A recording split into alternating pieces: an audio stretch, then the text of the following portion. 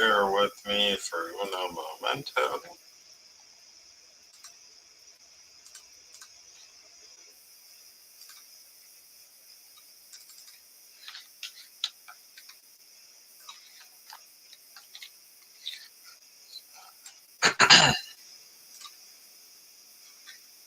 All right. Beautiful, beautiful, beautiful. Camera is open. We are locked and loaded. We are live everywhere. Let me put this link over on Facebook.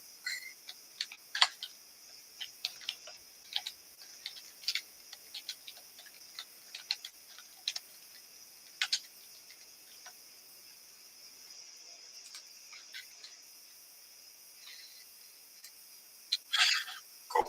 Cool, cool, cool. That's good. Close that. That's good. All righty. So, guys, welcome. Welcome. Happy Wednesday. Everybody is crushing the week.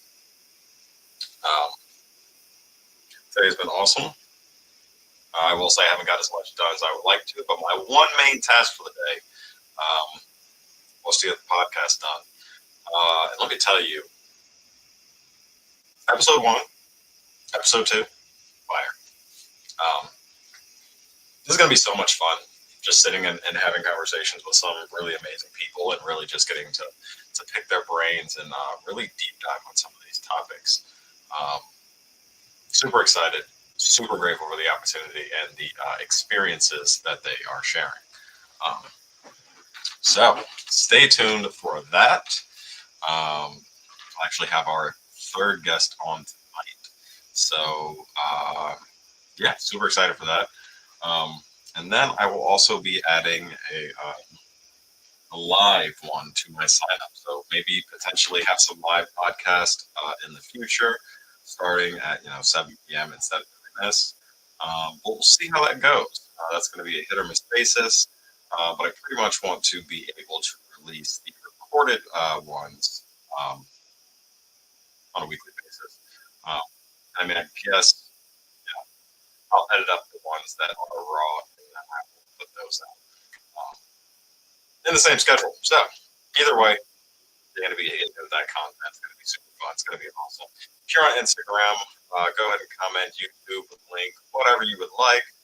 That will send you the link. You come over to or YouTube. You can interact in the comments or on Facebook. I have dropped the link for you in the chat. So yeah, let's get into a little recap of Think Big. My in preparedness. We are on day 475 hard, and I still need to finish my agua. Slacking over here a little bit.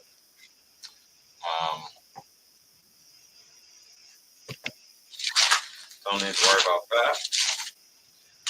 I will say this is going to be different from the Sandler submarine that they talked about on the last one. And so what they talked about, some of you might have seen Jeremy Minor. I saw his ads coming up a lot. Still see his ads coming up a lot. He's got the Black Book of Sales. He was giving out that for free. So I would definitely recommend checking out, reading through that. I read through a little bit myself. There are some great questions in there. Definitely can be applied to whatever avenue that you are in. So some people might not be seeing those ads, but if you want to get access to that book, you can actually go over to, if you're on Instagram, shoot me a DM with NEPQ sales, and I will get that over to you. If you're on Facebook, just shoot me a DM, and I will send that over to your email. I got that for free. I have no relation to Jeremy Minor, so it's not like I'm giving his paid stuff away. But if you want it, there it is. That's where you can find it. So getting into marketing and sales, they were talking about doing this at scale, and that if you have a really good closer, It's not going to take um, much for them to be able to close that deal, right? Um, but as they progress and keep continuing to get better, and the company begins to grow, you need a sales process that is going to be repeatable, because not everybody is going to be at that superstar level that closer might be at. And so, coming up with a system that is repeatable is going to help you close more deals in the long run. So, we went over two new systems. One of them is the NEPQ model. Excuse me. That's by Jeremy Miner. Again, if you are on Instagram, uh, if you are on Instagram, you can DM me the words NEPQ sales book sale, any of that. You can get the copy of that for free. You gave it out a while ago. I don't know if everybody's got a copy, but I'm trying to spread the wealth. Um, Now, that is the Neuro Emotional Persuasion Questioning Method. It's more tactical and it is less salesy for those of you who are opposed to sales, where you're just not, feeling like you're in that really salesy mood. This is definitely going to be a tool that you can utilize. I believe it's only like 50 something pages, maybe 60 max. Um, but it's definitely good to just skim through there. Maybe go follow Jeremy on Instagram and check out what he's doing there. He's apparently got a lot of great sales stuff going. But we talked about the 9 phases to this program. And that is for phase one, that's going to be connecting with the prospect, figuring out, why are you having this conversation in the first place? What exactly is it that they're looking for? And of course, with any situation, you don't want to just run up and immediately start vomiting that you have the solution, even if you know you have the solution to their problem, because not everybody likes to be sold. And people can feel when they're being sold. They can feel when you're not being genuine. And so when that happens, there's definitely going to be some walls going up, so to speak. That person is going to be backing away from you because they don't want that commission run, as they call it.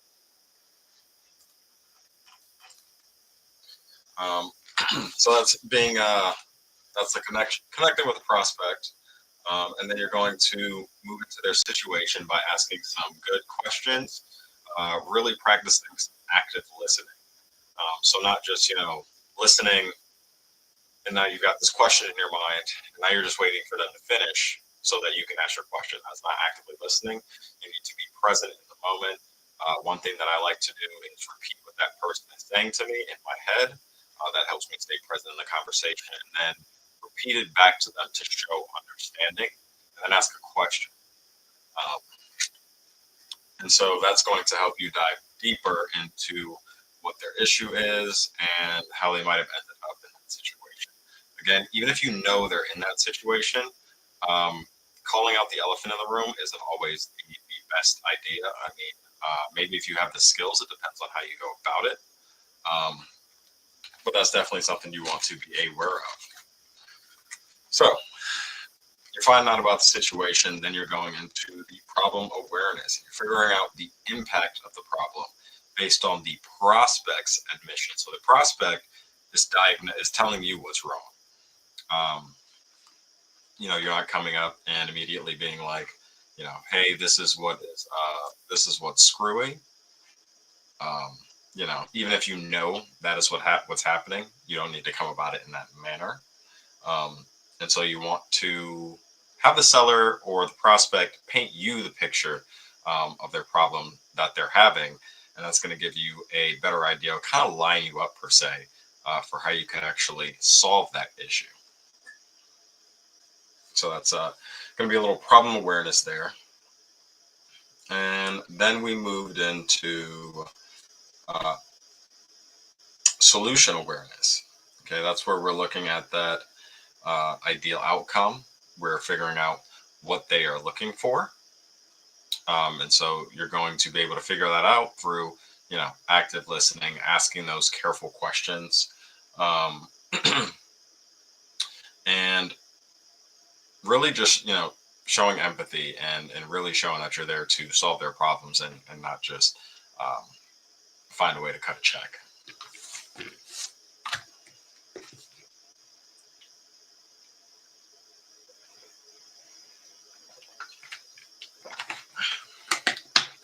So, figure out what they're looking for.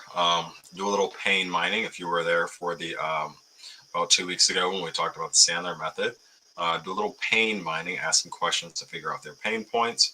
Um, Let them tell you their pain points. That's the point of pain mining, is not for you to address it, because it means more when the prospect is telling you, because now it's coming from them. They are saying it out loud instead of you proposing their problem. I feel like it's kind of like literally relating someone to, like, it's not me, it's you, um, and that sort of thing. And then we got into the consequences, and this is what happens if they don't end up achieving the goal that they're setting out for. So, for instance, if you are working with someone who might be in foreclosure, what is the worst case scenario if whatever they're working on doesn't work out? So you want to paint that picture for them, and then you'll be in a better position to present your solution, because you've helped people in similar situations get through these tough times, and you know how to deal with it because you've seen these situations before. Of course, this might be the first time the prospect or the seller is dealing with this, but you being the expert, you have that technical advantage, we'll say. So that's the ideal outcome, figuring out what they're looking for. That's the consequences, helping them feel the real pain of not being able to figure out the solution. And, that means they are in dire need of your solution, and they are going to live without it. So you need to make sure that they realize that the pain, that they come to the realization that the pain of not working with you is potentially greater than the pain of not having your solution. I hope I said that right. I hope that made sense. Uno momento.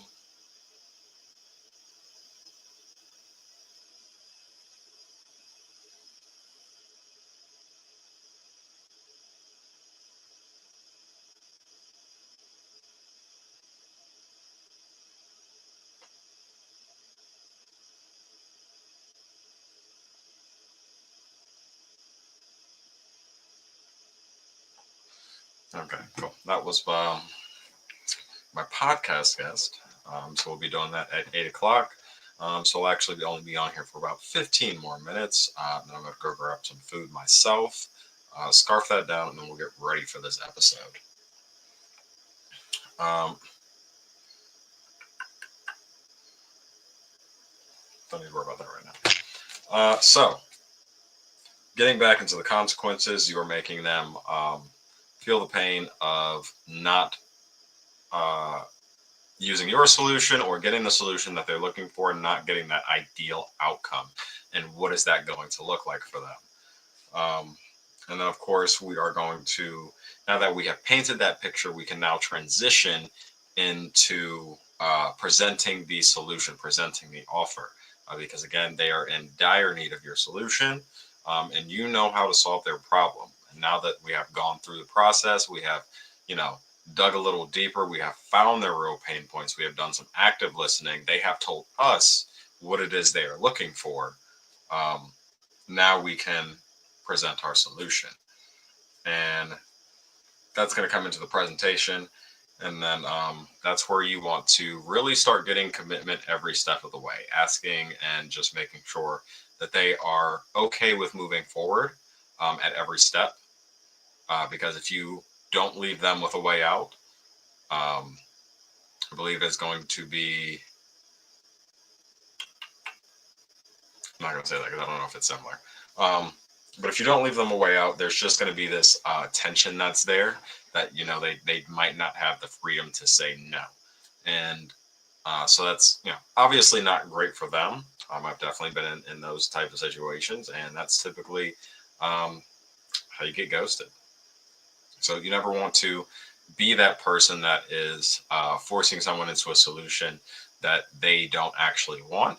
Even if you think this is the best freaking solution in the world and it's going to solve all of their problems, if they don't want it, there's no sale. Um, so going through the presentation, getting those commitments, those step-by-step commitments during every step of the way. Um, and then of course there will be some objections that you need to overcome once they start interpreting how your solution will possibly fit into their lives. So be ready for those. If objections don't come up, that's a red flag. There should probably always be some type of objections. And so, maybe you can bring up some common objections that your prospect might have that could help. And guys, Sam and Marlon go a lot deeper into this on Think Big. And that is every Tuesday at 5 p.m. Arizona time. I would definitely tune into there to get that more in-depth breakdown. So the other framework that they went over was actually by Alex Hormozi, and it is the closer framework. Okay, and so that is clarifying the purpose. That's what you start with. You understand goals and you set the context to align expectations. So you figure out where the prospect is, where they need to go, and essentially, from my understanding, this is where you have that upfront contract, and we're setting the expectations that we're going to go down this path and see if we can find a solution to your problem. Figure out if we're even a good fit to work together, right? And then we're going to label that problem, identify the specific problem. You need to be empathetic. You need to be an empathetic advisor and build credibility. The empathy piece is going to be key because if you are just, listening to listen per se, and you're not emotionally there with someone who might be going through a very troubling situation, I think it's going to be pretty clear that they're really not going to have much faith that you are actually feeling what they are going through and you actually understand the gravity of their situation. So that's definitely something to pay attention to. And of course, when you are building credibility, building rapport, you build rapport by building credibility. That is not about talking about what you guys have in common. You build credibility by showing that you are able to solve that person's problem. And so obviously that can happen throughout the call, throughout the meeting, whatever it is. But that is step one with labeling the problem, or step two with labeling the problem. Next, we're moving into overviewing the past pain. So discussing past challenges related to the pain, how long have they been going through this? What have they tried and what hasn't worked? Because if it's something you have seen all the time, remember, you are the expert here. They may be going through, their first time with this. You've probably seen people try numerous solutions and you know why they don't work. And so, that puts you in a better position when you go to explain why your solution is the potential right one. You want to highlight the issues and urgency for a solution. If they are hurting, then you're going to want to get them out of that pain as fast as possible, because nobody likes to stay in that pain state. Everybody likes to continue to push forward and move on.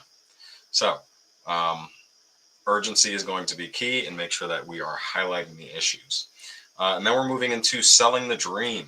Present the solution as effective and desirable. Present the solution as effective and desirable, relieving their pain points. This is where you want to paint the picture that your product, your service, is going to be able to solve their problem. Again, this is where a lot of that building credibility piece is going to come in. But you really want to paint the picture. What is it going to look like when X scenario has been handled, um, and how your solution can really help them get there. Next, you're going to be going into explaining the concerns. This is where the objections are going to come up. And so the best decision is to get ahead of those, right? Address the objections, reassure and clarify doubts, build confidence by showing that you are able to solve the problem. Again, you build rapport by building credibility. You build credibility by showing that you can solve their freaking problem. So cool. Get ahead of objections, address them. Don't try to sweep anything under the rug. And then reinforce the decision. I didn't take many notes on this. So, my take on reinforcing the decision is going to be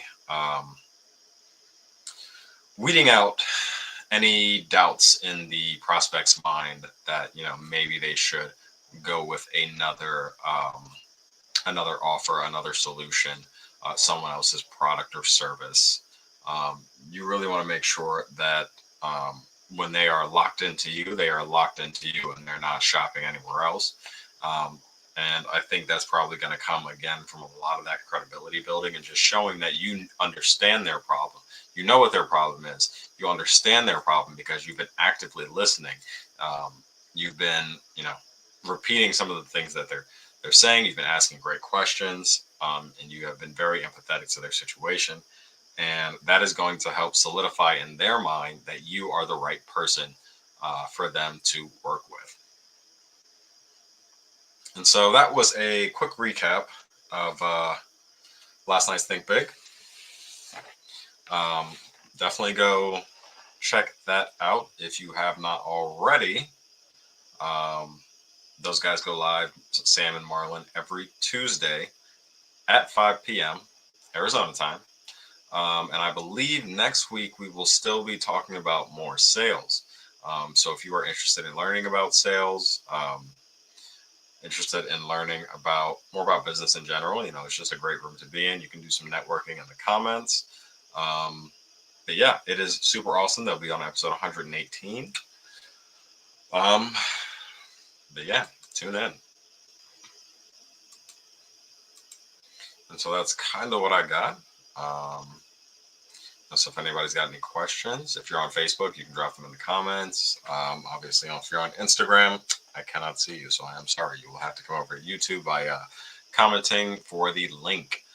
Other than that, that's kind of all I got. I've got 30 minutes before my next guest is scheduled to appear. So I'm super excited to get that underway. Might need a cup of Joe. And I'm thinking about a Saturday posting schedule. So let's aim for, I love these public proclamations because now I'm forced to do it. Let's shoot for February 1st. I'm thinking maybe around lunchtime will probably be a good time to release some content. I don't know. I'm gonna probably go off of some analytics based on my Instagram, because that's where I pretty much have the most of them. Seeing what those best times are, and then I'll decide from there. But aiming to release episodes every Saturday. So if you have a story you would like to tell, you're a business owner, entrepreneur, investor, or you just want to come on and talk about some mindset things, some things that you learned, some things that you're experiencing, I would love to have you on. I'd love to hear your experience and share it with everybody. So we can do it live if you want to, or we can just do a recording. I'll edit that up later and post all your information in the show notes. So that being said,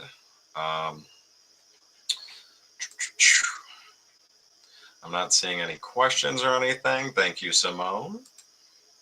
Thank you for showing up. But cool. I'm going to go grab some food and get ready for this podcast. Super interesting guest. I actually met him at the Aspire event. And it's such a small world because I used to do martial arts. And it turns out that the school that I was going to, he actually owned a few of those franchises. So, super excited to have this guest on. You're going to have to tune in because I'm not going to spoil it. But stay tuned. Y'all have a good night.